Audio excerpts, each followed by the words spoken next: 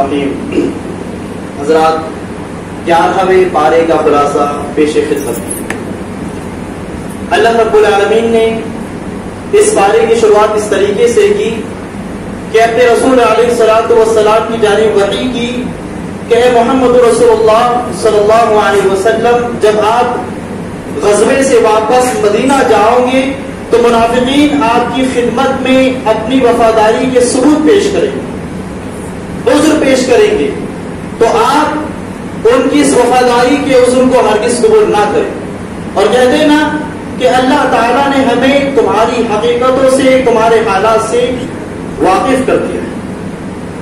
دراصل منافقین کے اس عذر پیش کرنے کے پیچھے کچھ یہ منظر تھا کہ اللہ کے رسول صلی اللہ علیہ وسلم نے صحابہ کرام کو غزوے کے لیے تیار کیا، جسے غزوہ تبوک کہا جاتا ہے. اور یہ ایسی لڑائی تھی کہ عام حالات میں اور حالات کو دیکھ کر کے جنگ کا جو حکم ہوتا ہے وہ تبدیل ہو جاتا ہے. کبھی فرض عین ہوتا ہے اور کبھی فرض کفایہ ہوتا ہے، ہر ایک کو شامل ہونا ہوتا ہے. تو غزوہ تبوک بھی وہ جنگ تھی جس میں ہر ایک کو شامل ہونا تھا، اور اس میں شامل نہ ہونے والے 3 گروہ تھے. پہلا گروہ منافقین کا تھا. گرمی، سفر کی دوری کی وجہ سے انہوں نے بہانے بازی کی، عذر پیش کیے اور اس جنگ میں شرکت نہیں کی. اور دوسرے چند کمزور لاغر صحابہ کرام تھے جو جنگ میں حاضر تو ہونا چاہتے تھے لیکن اپنی کمزوری کی وجہ سے وہ جنگ میں حاضر نہیں ہو سکتے تھے. حتیٰ کہ وہ اللہ کے رسول صلی اللہ علیہ وسلم کے پاس گئے اور مطالبہ کیا کہ محمد رسول اللہ صلی اللہ علیہ وسلم آپ ہمارے لیے سواری کا انتظام کر دیجیے. اللہ کے رسول صلی اللہ علیہ وسلم نے انکار کر دیا کہ ہم تمہیں سواری نہیں دے سکتے. جب یہ جملہ انہوں نے سنا، اللہ کے رسول صلی اللہ علیہ وسلم کے چہرے سے اپنے چہرے کو موڑ لیا اور ان کی آنکھیں اشکبار ہو گئی.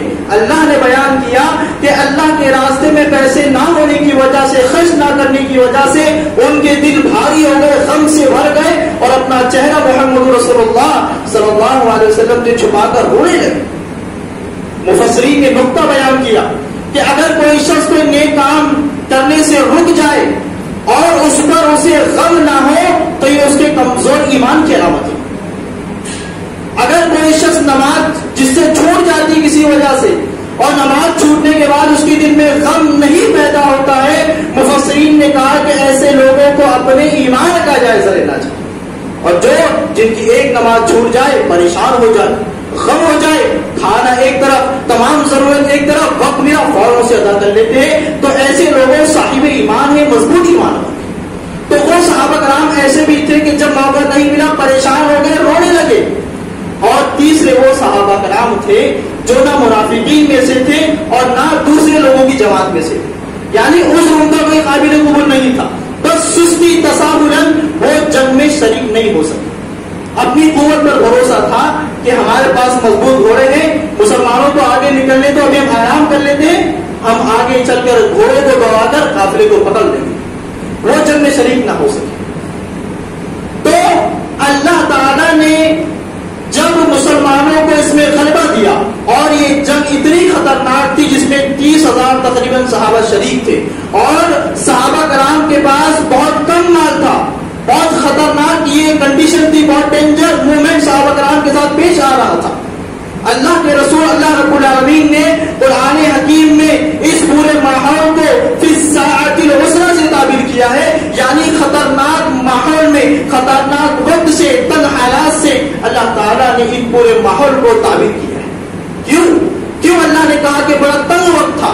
اس لیے کہا تھا کہ جب صحابہ کرام کو جنگ میں نکلنے کا حکم ہوا تو دھوپ بڑی تیز تھی، گرمی کا موسم تھا اور عرب کی گرمی بہت خطرناک ہوا کرتی تھی. دوسری وجہ یہ کہ صحابہ کرام کی فصلیں تیار تھی، سیزن کا وقت تھا، کمائی کا وقت تھا، اور اس وقت میں اللہ تعالیٰ نے محمد رسول اللہ صلی اللہ علیہ وسلم نے انہیں جنگ میں نکلنے کا حکم دیا. اور تیسری وجہ یہ تھی کہ مسافت بہت دور تھی، بہت لمبی مسافت تھی، لمبی مسافت طے کرنا تھا اور سواری کا کوئی انتظام نہیں تھا. مورخین بیان کرتے ہیں کہ صحابہ کرام ننگے پیر جنگ میں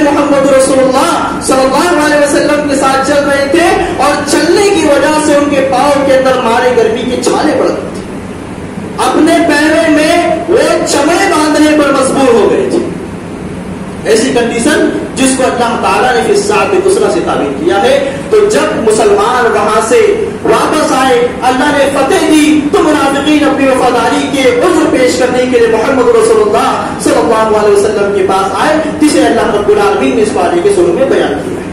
بعد میں اللہ تعالیٰ نے صحابہ کرام کی تعریف بیان کی کہ وہ صحابہ کرام جنہوں نے ہجرت کی, اللہ کی رضا کے لیے اپنے گھر بار مال کو چھوڑا, اور وہ انصار صحابہ جنہوں نے ان کی طرف ہجرت کر کے آنے والے تمام صحابہ کرام کا دل کھول کر استقبال کیا, ان کی تمام ضروریات کو پورا کرنے کا انتظام کیا, حتیٰ کہ ان کو اپنا دینی بھائی بنا.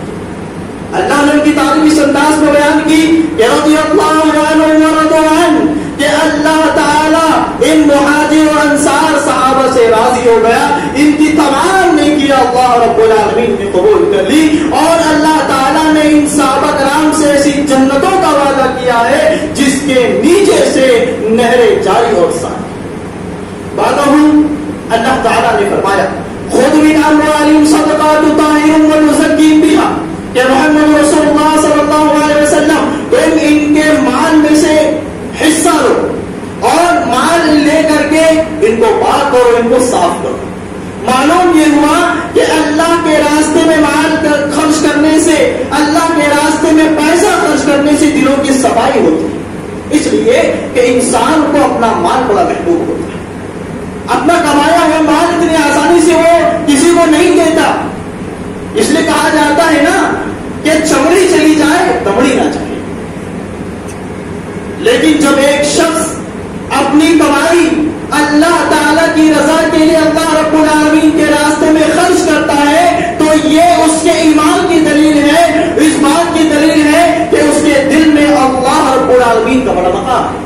تو اس کنجوسی سے, بخیلی سے اللہ رب العالمین صدقات کے ذریعے دلوں کو پاک کرتا ہے. بعدوں اللہ تعالیٰ نے مسجد قباء کا ذکر کیا, اور اس میں کہا کہ اس میں ایسے لوگ ہیں جو پاکی کو پسند کرتے ہیں, پاکی کو بہت پسند کرتے ہیں. اور اس سے مفسرین نے نقطہ یہ بیان کیا ہے کہ اللہ کے گھر میں زیادہ وقت لگانے سے انسان پاک ہوتا ہے, انسان کے دل پاک و صاف ہو جاتے ہیں. اس لیے مفسرین نے کہا کہ ہم پر, آپ پر ضروری ہے کہ ہم اپنا زیادہ سے زیادہ وقت اللہ رب العالمین کے گھر میں. لیکن ہوتا یہ ہے کہ ایسی جگہ جہاں اللہ تعالیٰ نے ہمیں زیادہ وقت گزارنے سے منع کیا, بازار مارکیٹ, ہم وقت وہاں زیادہ لگاتے ہیں, اور اللہ کے گھر میں وقت ہم کم لگاتے ہیں. اگر امام صاحب 1 منٹ پیچھے ہو جائے, تاخیر کرتے تو سب خونی نگاہوں سے امام صاحب کو دیکھنے لگتے ہیں. 1 منٹ امام صاحب, ایسا لگتا ہے کہ وہ ہے کہ امام صاحب کو قتل ہی کرتے ہیں. جلدی, دنیا کی محبت, تو اس لیے زیادہ سے زیادہ اپنا وقت اللہ رب العالمین کے گھر میں لگانا چاہیے.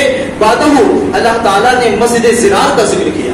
یہ مسجد بنائی گئی تھی مسلمانوں کے اندر آپسی اختلاف کو پیدا کرنے کے لیے, مسلمانوں کو تکلیف دینے کے لیے. اللہ کے رسول صلی اللہ علیہ وسلم کو اس مسجد میں داخلے کی دعوت بھی دی گئی تھی, لیکن غزوہ تبوک میں حاضری کی وجہ سے اللہ کے رسول صلی اللہ علیہ وسلم اس مسجد میں جا نہیں سکے.